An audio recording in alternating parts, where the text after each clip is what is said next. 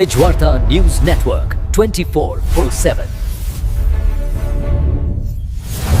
हमेशा सच के साथ। आज डिचोलीमधील हे विहीर जयवंत विठ्ठल मुळीक यांचे हे विहीर, या विहिरीतलंच पाणी आपल्या सदाशिवगडावरती डायरेक्ट पाणी जातं। आज ह्याच विहिरीला वरती जाळी मारण्याचं काम सुरू आहे।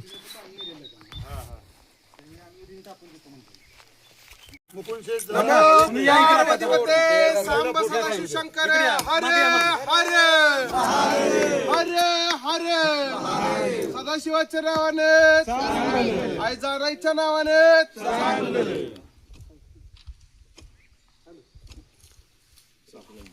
हर हर महादेव। दादा जरा चेहरा हा नकळत हा ऍक्शन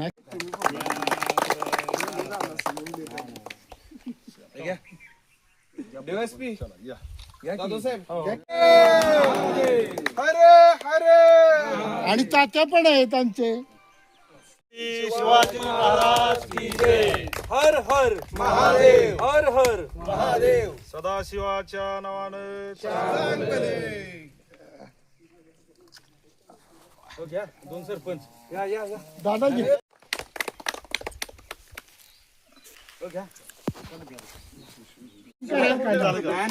नाही परत 15 दिवस आम्ही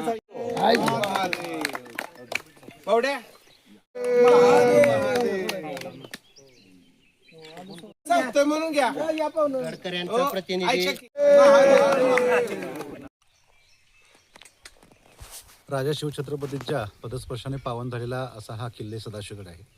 या सदाशिवगडाच्या उद्धारासाठी म्हणून, जीर्णोद्धारासाठी म्हणून गेली काही वर्ष सदाशिवगड मावळा प्रतिष्ठान आणि त्याचबरोबर या पंचक्रोशीतले सगळे नागरिक, गडावरती प्रेम करणारी लोक मोठ्या पद्धतीने काम करत आहेत। यातला एक मैलाचा दगड ज्याला म्हणता येईल, उभ्या महाराष्ट्रात मी बघितलेला हा पहिला प्रकल्प असा आहे की ज्यामध्ये पायथ्यापासून माथ्यापर्यंत पाणी नेण्याची ही एकमेव अशी संकल्पना या ठिकाणी सदाशिवगड मावळा प्रतिष्ठान व या सदाशिव भक्तांनी खरी प्रत्यक्षात करून दाखवली।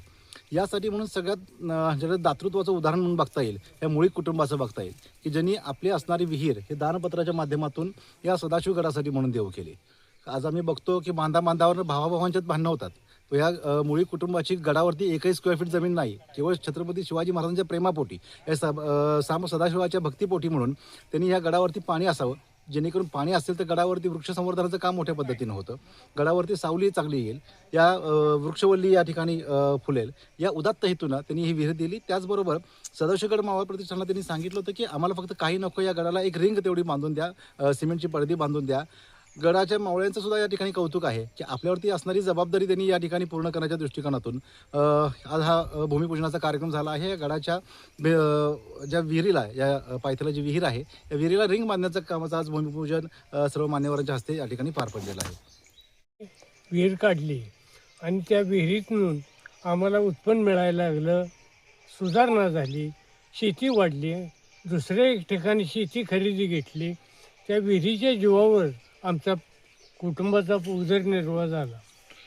आणि अशा दृष्टिकोनातून ह्या लोकांनी आणि मावळा प्रतिष्ठानच्या लोकांनी आम्हाला विचारलं की आम्हाला पाणी आपण गडावर नेऊया म्हटलं, माझं सहकार्य आहे तुम्हाला, मी विहीर दान देतो तुम्हाला, म्हणून मी उदार अंतकरणानं विहिरीचं फक्त मी त्यांना शब्द दिला होता, विहीर बांधून पाहिजे, आपण सहकार्यातनं बांधू, लोकवर्गणीतनं बांधू, अशा हेतूनं त्यांनी ते काम पूर्ण केलं।